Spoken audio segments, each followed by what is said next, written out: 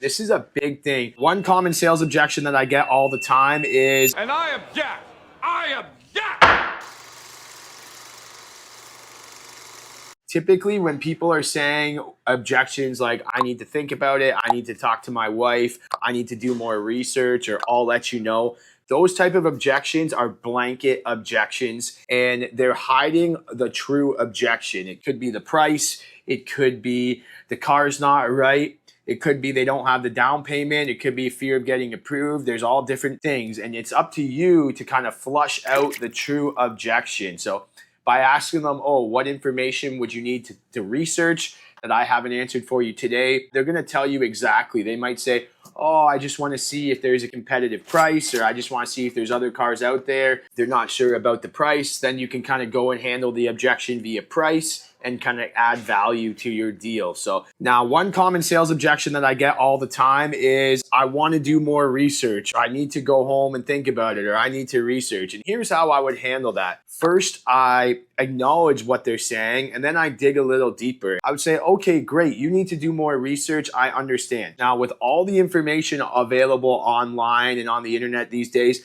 I'm assuming you researched the car before you came in, right? You probably looked it up online, went on the website, checked everything out. So what further research would you need to do that I haven't answered today, or you didn't find already online? And I probably can answer those questions for you right here in a matter of 5 minutes. You want answers? There's a ton of information right at your fingertips here. So if they say they need more research, that's kind of them telling me that I haven't given them enough information, and try to flush out what research they need to do and try to provide that for them on the spot. Another sales objection that I get a lot is, I need to speak with my insurance. And this is a big thing. Sometimes people are hesitant to move forward with their transaction until they've gotten an insurance quote. And there's two ways you can handle this. If my customer says, I need to research, or I need to check my insurance first, I say, okay, great. Now I have a broker that I partner with, and we can get him on the phone, and he can give you a quote in about 5-10 minutes after you answer a couple quick questions. And then you'll know kind of a rough idea of what your insurance will be, and you can see if it's affordable or not. And this gentleman offers my customers exclusive discounts, so you'll probably be able to have the most affordable quote with him. Typically, once we call them, he gives them a quote, and they're ready to set up the insurance right then and there, and then I'm ready to move forward.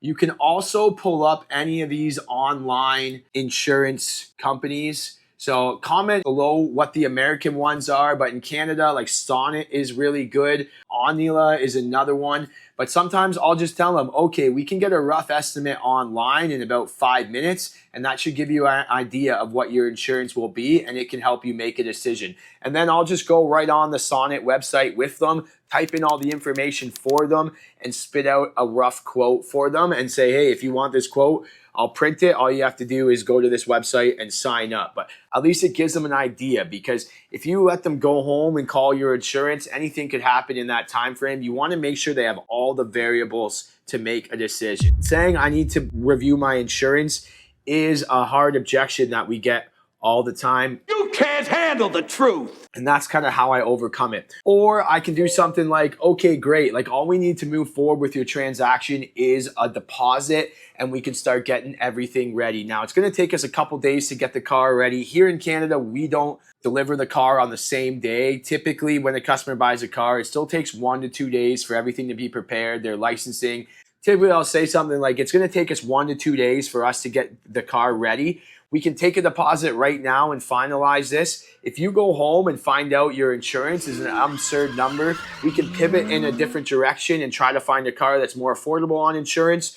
Or if you really think the insurance is way too high, your deposit's 100% refundable, and I can refund it to you. So that's another way I handle it. Typically, I default to calling my boy Nathan from Gold Standard Insurance. He can give them a quick insurance quote on the spot. If you guys are in car sales and you don't have a broker that you are working with, you're doing yourself a disservice. You want to have someone who is efficient, who's going to provide your customers with the highest level of customer service, who's going to offer them quotes, and who is going to be quick and affordable for your customers. And that's the main thing. So find someone that you guys like. Now, if you guys are in the Ontario region, I'll put Nathan's website in the description. If you guys are in sales, he can connect with you guys and you guys can discuss how he can help you sign up customers through his insurance brokerage. And he's really good. I've got my personal insurance for him now. So shout out to Nathan for helping me out. But that's a great way to handle that objection by having a broker right on call that you can just call, get quick insurance quotes,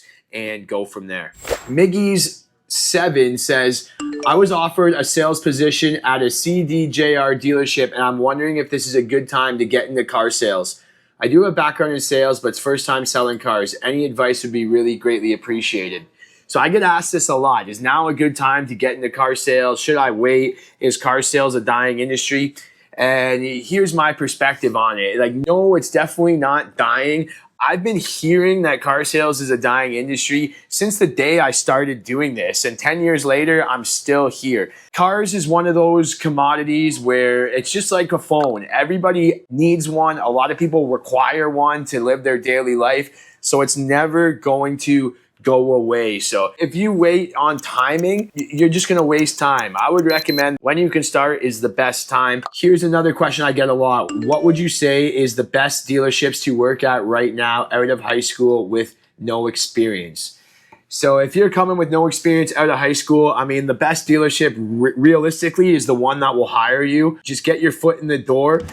If you had options between what manufacturers to choose, I mean, I know Toyota is booming right now. Like, I would try to work at a Toyota or a Honda store. That's kind of in my area. The car reputations sell themselves. That would be a good place to start if there's like a downtown Honda in your store. But basically any dealership that will hire you is a good place to start. William Welch 1513. Thank you for your comments.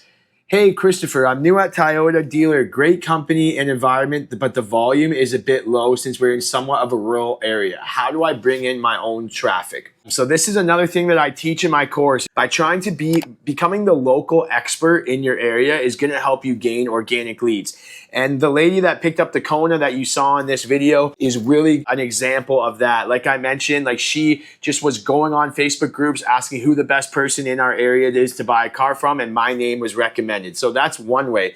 The other way is through social media. So posting cars online, doing educational content like I have on my YouTube channel, putting cars on Facebook Marketplace. You can generate your own leads from there and put your business cards out in different businesses, church groups, communities, different clubs. If there's like an Optimist club, you can put your name out there, maybe offer them a little discount. Having an online presence is really strong, but you also want to make people in your community, in that circle around you, you want them to all know what you do. So typically if I go out somewhere, whether it's a function or a party or something, I try to make a habit of introducing myself to a few people and letting them know, like, I work at St. Catharines Nissan, like I do car sales, and I just kind of casually talk to them and just joined a new soccer team this year, and all of them already know that I work here and that I sell cars. And like putting your name out like that and spreading the word of your occupation is going to help you gain organic leads. Pretty much the name of the game in this business is appointments. So appointments sell cars. So like my goal that I'm doing right now, I'm trying to call people